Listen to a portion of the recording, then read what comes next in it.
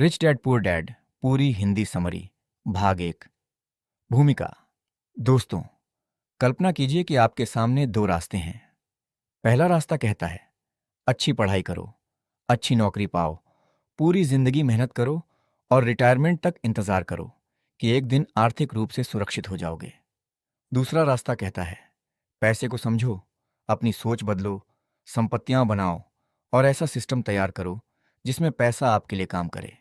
यही दो रास्ते इस किताब रिच डैड पुअर डैड में दिखाए गए हैं। लेखक रॉबर्ट कियोसाकी अपने जीवन के दो प्रभावशाली व्यक्तियों का जिक्र करते हैं। एक थे उनके असली पिता, जिन्हें वे पुअर डैड कहते हैं। वे शिक्षित थे, मेहनती थे और अच्छी नौकरी करते थे। समाज उन्हें सफल मानता था, लेकिन वे हमेशा पैसों की कमी से जूझते रहे।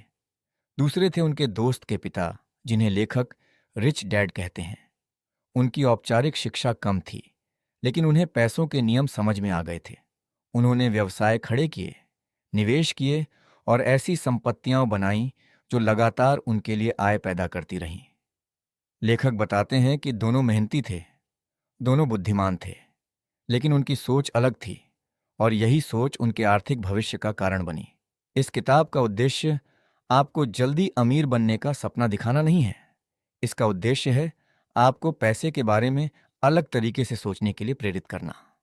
अध्याय 1। अमीर लोग पैसों के लिए काम नहीं करते। लेखक बताते हैं कि बचपन में वे और उनके दोस्त माइक अमीर बनना चाहते थे। दोनों ने सोचा कि वे खुद पैसे बनाएंगे। उन्होंने कुछ पुराने टूथपेस्ट की ट्यूबों से धातु निकालकर सिक्के बनाने की कोशिश की। जब यह बात बड़े लोगों को पता चली तो उन्हें समझाया गया कि पैसा ऐसे नहीं बनाया जाता। इसके बाद लेखक ने माइक के पिता यानी रिच डैड से सीखना शुरू किया। रिच डैड ने उन्हें नौकरी नहीं दी, बल्कि बहुत कम पैसे पर काम कराया। कई बार तो ऐसा लगता था कि मेहनत ज्यादा है और कमाई बहुत कम। एक दिन लेखक नाराज हो गए। उन्हें लगा कि उनके साथ अन्याय हो रहा है। तब रिच डैड ने उनसे कहा, अगर तुम पूरी जिंदगी सिर्फ तनख्वाह के लिए काम करोगे तो पैसा हमेशा तुम्हें नियंत्रित करेगा। लेकिन अगर तुम यह सीख गए कि पैसा कैसे काम करता है, तो एक दिन पैसा तुम्हारे लिए काम करेगा। यही इस किताब का सबसे महत्वपूर्ण विचार है। ज्यादातर लोग नौकरी इसलिए करते हैं क्योंकि उन्हें डर होता है कि अगर नौकरी नहीं रही तो खर्च कैसे चलेंगे। डर इंसान को सुरक्षित रास्ता चुनने पर मजबूर करता है। फिर जब तनख्वाह मिलती है तो खुशी होती है। धीरे धीरे जीवन का पूरा चक्र बन जाता है। डर, नौकरी, तनख्वाह, खर्च, फिर डर। इसे लेखक रैट रेस कहते हैं। इस चक्र में इंसान वर्षों तक फंसा रहता है। हर साल आय बढ़ती है, लेकिन खर्च भी बढ़ जाते हैं। नई कार, बड़ा घर, महंगे मोबाइल, छुट्टियां और ईएमआई। धीरे धीरे इंसान अपनी कमाई से नहीं, बल्कि अपने खर्चों से बंध जाता है। रिच डैड कहते हैं कि अगर आप आर्थिक रूप से आज़ाद होना चाहते हैं तो सबसे पहले इस राइट रेस को पहचानिए। अपने आप से पूछिए, अगर मैं आज काम करना बंद कर दूं तो क्या मेरी आय जारी रहेगी? अगर जवाब नहीं है तो इसका मतलब है कि आपको अभी फाइनेंशियल फ्रीडम हासिल नहीं हुई है। अध्याय 2। पैसे की भाषा सीखिए। रिच डैड कहते हैं कि दुनिया की सबसे बड़ी समस्या पैसे की कमी नहीं, बल्कि पैसे की समझ की कमी है। बहुत से लोग अच्छी कमाई करते हैं, लेकिन फिर भी उनके पास बचत नहीं होती। क्यों? क्योंकि उन्होंने कभी पैसे का प्रबंधन सीखने की कोशिश ही नहीं की। लेखक बताते हैं कि स्कूल हमें गणित, विज्ञान और इतिहास पढ़ाते हैं, लेकिन यह नहीं सिखाते कि पैसा कैसे बचाया जाए, निवेश कैसे किया जाए और संपत्ति कैसे बनाई जाए। इसलिए कई बार उच्च शिक्षित लोग भी आर्थिक रूप से संघर्ष करते हैं। रिच डैड कहते हैं कि फाइनेंशियल एजुकेशन हर व्यक्ति के लिए उतनी ही जरूरी है जितनी सामान्य शिक्षा।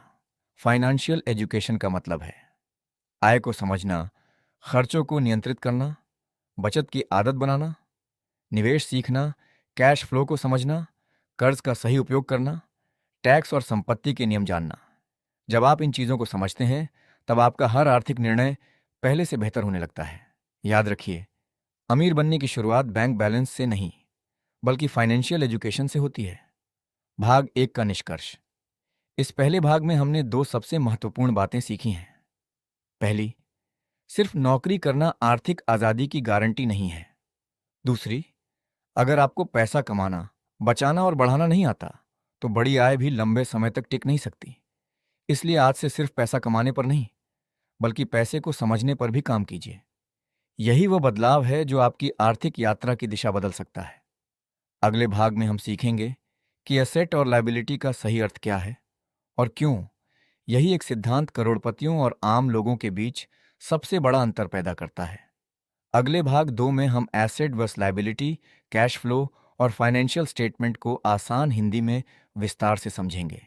रिच डैड पुअर डैड पूरी हिंदी समरी, भाग 2। अध्याय 3, अमीर बनने का सबसे बड़ा नियम, एसेट और लायबिलिटी का अंतर।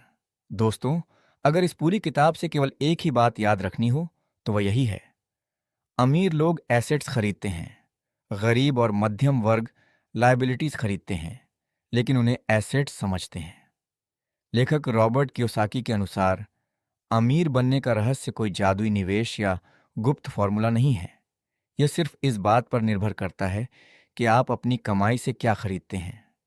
लेकिन सबसे पहले यह समझना जरूरी है कि आखिर एसेट और लायबिलिटी होते क्या हैं। एसेट क्या है? एसेट वह चीज है जो समय के साथ आपकी जेब में पैसा डालती है, यानी ऐसी संपत्ति जो आपको नियमित आय दे या भविष्य में आपकी संपत्ति बढ़ाए।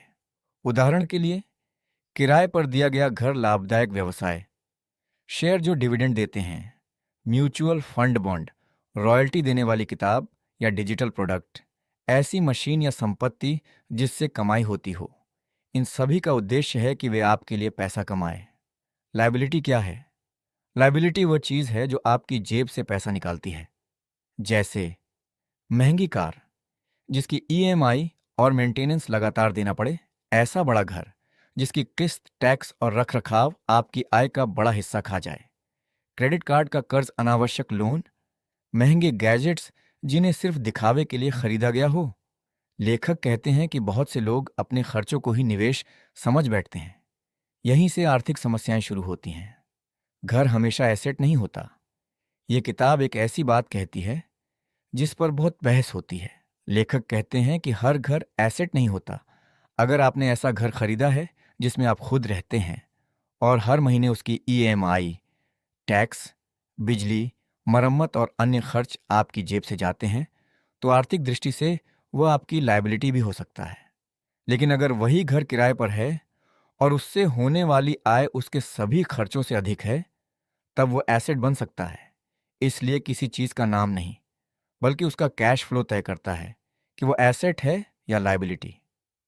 अध्याय 4, कैश फ्लो को समझना। रिच डैड बार बार कैश फ्लो की बात करते हैं। कैश फ्लो का अर्थ है पैसा कहाँ से आ रहा है और कहाँ जा रहा है। अधिकांश लोग सिर्फ अपनी सैलरी देखते हैं, लेकिन अमीर लोग अपने पूरे कैश फ्लो को देखते हैं। वे ये समझते हैं कि कितनी आय आ रही है, कितने खर्च हो रहे हैं, कितना पैसा निवेश हो रहा है, कौन सी संपत्ति भविष्य में और पैसा बनाएगी। यही सोच उन्हें धीरे धीरे आर्थिक रूप से मजबूत बनाती है। अमीर, मध्यम वर्ग और गरीब का कैश फ्लो। लेखक 3 तरह के लोगों का उदाहरण देते हैं। 1, गरीब व्यक्ति, उसके पास आय कम होती है। जो भी पैसा आता है वो सीधे खर्चों में चला जाता है। बचत लगभग नहीं होती, निवेश नहीं होता। परिणाम, वह हमेशा अगले वेतन का इंतजार करता रहता है। 2, मध्यम वर्ग। मध्यम वर्ग की आय अच्छी हो सकती है, लेकिन जैसे ही आय बढ़ती है, खर्च भी बढ़ जाते हैं। नई कार, बड़ा घर, महंगा मोबाइल, नई ईएमआई, क्रेडिट कार्ड। धीरे धीरे पूरी कमाई खर्चों और कर्ज में चली जाती है। बाहर से जीवन शानदार दिखता है, लेकिन अंदर आर्थिक दबाव बढ़ता जाता है। 3, अमीर व्यक्ति। अमीर व्यक्ति की सोच अलग होती है। वह पहले एसेट्स खरीदता है, एसेट्स से आय आती है, उस आय से और एसेट्स खरीदे जाते हैं। धीरे धीरे एक ऐसा चक्र बनता है जिसमें पैसा खुद पैसा कमाने लगता है। यही कंपाउंड वेल्थ का आधार है। लाइफस्टाइल इन्फ्लेशन से बचिए। लेखक कहते हैं कि जैसे जैसे आय बढ़ती है, वैसे वैसे लोग अपनी जीवन शैली भी महंगी कर लेते हैं। इसे लाइफस्टाइल इन्फ्लेशन कहते हैं। उदाहरण, पहले 20,000 रुपये की सैलरी थी, फिर 50,000 रुपये हुई, फिर 1,00,000 रुपये हुई, लेकिन हर बार खर्च भी उसी अनुपात में बढ़ गए। परिणाम, आय बढ़ी, लेकिन संपत्ति नहीं बढ़ी। इसलिए अमीर लोग पहले निवेश बढ़ाते हैं, बाद में खर्च। पहले एसेट खरीदिए, बाद में लग्जरी। रिच डैड एक महत्वपूर्ण सलाह देते हैं। अगर आपको महंगी कार खरीदनी है तो पहले ऐसे एसेट्स बनाइए जो उस कार की ईएमआई और मेंटेनेंस का खर्च निकाल दें। अगर आपको बड़ा घर चाहिए तो पहले ऐसी आय बनाइए जो उस घर का खर्च उठा सके। यानी लग्जरी आपकी मेहनत का इनाम होनी चाहिए, आर्थिक बोझ नहीं। छोटे निवेश की ताकत। बहुत से लोग सोचते हैं कि निवेश शुरू करने के लिए लाखों रुपए चाहिए, लेकिन लेखक कहते हैं महत्वपूर्ण रकम नहीं, आदत है। अगर आप हर महीने नियमित रूप से थोड़ा थोड़ा निवेश करते हैं तो समय के साथ वही छोटी रकम बड़ी संपत्ति में बदल सकती है। यही कंपाउंड ग्रोथ की असली शक्ति है। भाग 2 का निष्कर्ष। इस भाग से हमें 3 सबसे महत्वपूर्ण सीख मिलती है। पहली सीख, हमेशा एसेट्स बढ़ाइए, लायबिलिटीज कम रखिए। दूसरी सीख, सिर्फ इनकम पर नहीं, कैश फ्लो पर ध्यान दीजिए। तीसरी सीख, लाइफस्टाइल बढ़ाने से पहले इन्वेस्टमेंट बढ़ाइए। अगर आपने ये 3 आदतें अपना लीं तो आपकी आर्थिक स्थिति धीरे धीरे मजबूत होने लगेगी। अगले भाग में हम जानेंगे कि अपने काम से काम रखो, mind your own business, tax और कंपनीज की ताकत, और अमीर लोग अपने पैसों को कैसे सुरक्षित रखते हैं।